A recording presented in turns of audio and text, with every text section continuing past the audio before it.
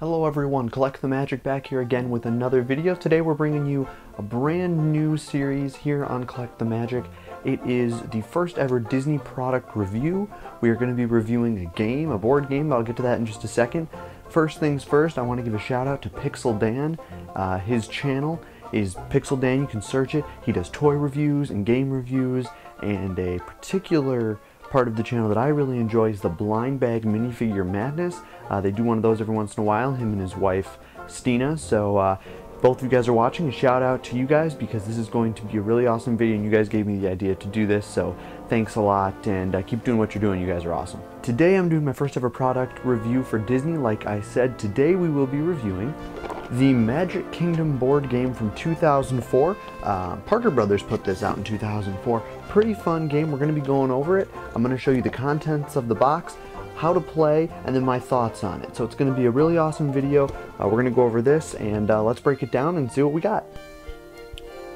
Here's the box for the Magic Kingdom game. Let's open it up and see what's inside. The first thing you will find is the instruction sheet. The instructions are pretty lengthy and the game does require a little bit of setup before you can actually play. The instructions go over how to play and how to win, which are both pretty complicated, but we'll get into that in a little bit. The next thing in the box is the actual board game itself.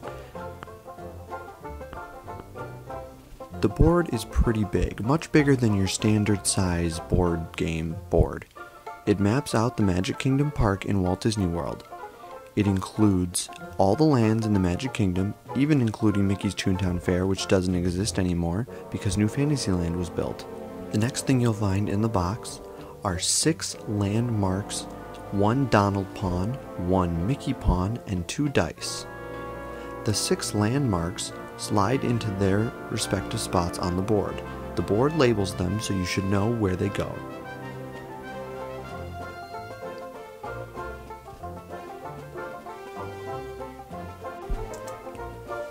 The Mickey and Donald pawns are special pawns that can be used throughout the game. To start the game, place them on the 2 spaces marked with a red A on Main Street. Also included in the game are 5 playing pieces, each one a different color.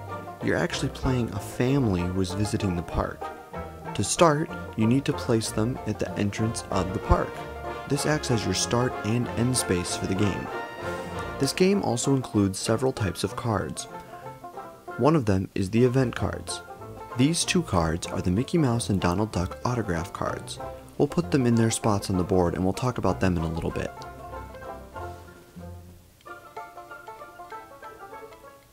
There's also attraction cards. They're labeled with different colors to mean different lands throughout the game. Before the game starts, each one must be separated into its own pile and then shuffled.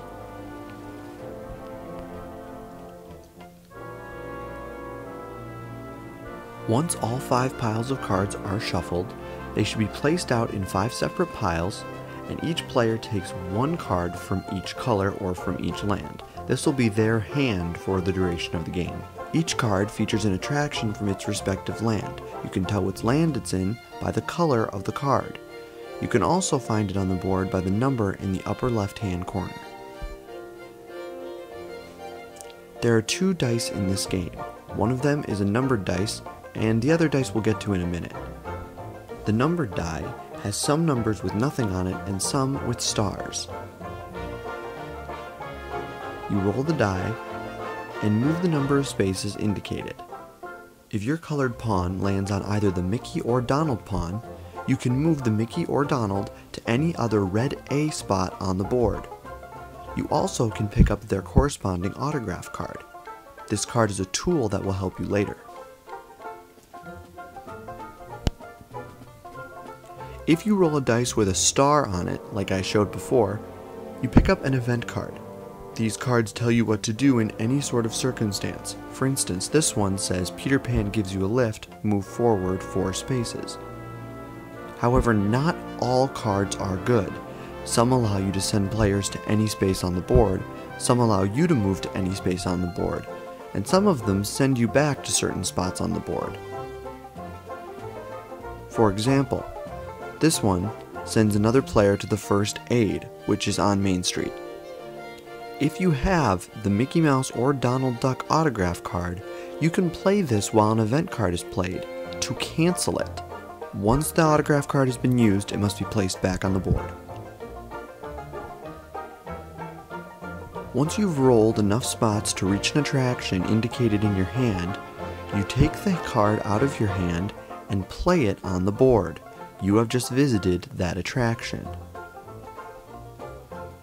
Play continues until all of the attractions in your hand have been visited.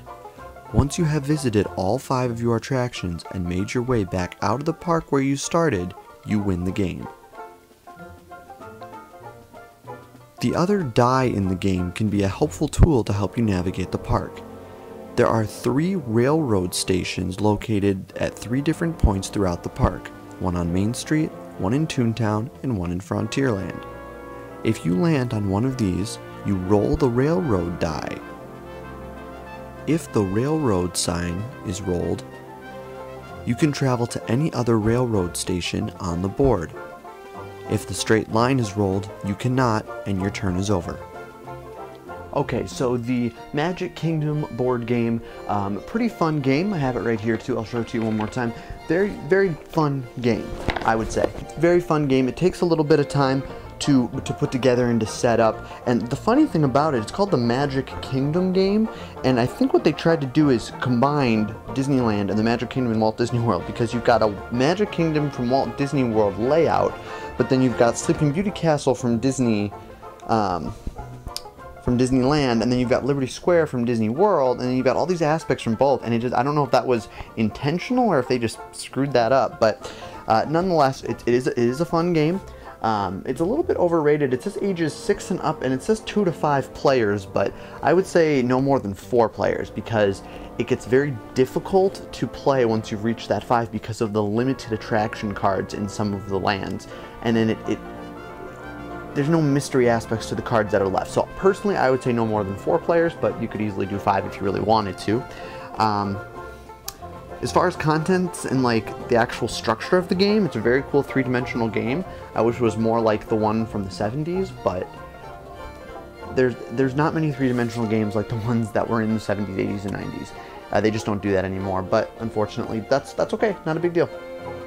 So yeah, the Disney Magic Kingdom game review.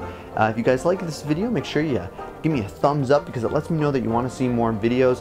If you like this video and you want me to do more Disney related product reviews, comment down below what you want to see and I'll try to make it happen. If you haven't done so already, make sure you hit that subscribe button, and make sure you stay tuned for more videos on Filmation, Disney parks, Disney product reviews, and everything else Disney related you ever wanted to see. This is Collect the Magic. Have a magical day.